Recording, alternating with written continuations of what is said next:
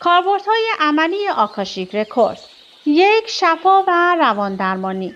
خیلی از مشکلات روانی مثل ترس‌های بی‌دلیل یا روابط سمی ریشه در سوابق آکاشیک دارند. دو، انتخاب شغلی و مالی.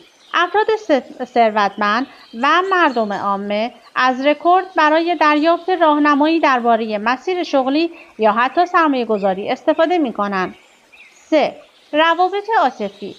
درک قراردادهای روحی به واسطه سوابق آکاشیک می‌تواند روابط را شفاف‌تر کند.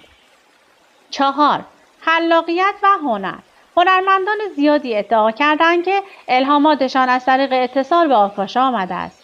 5. رشد معنوی.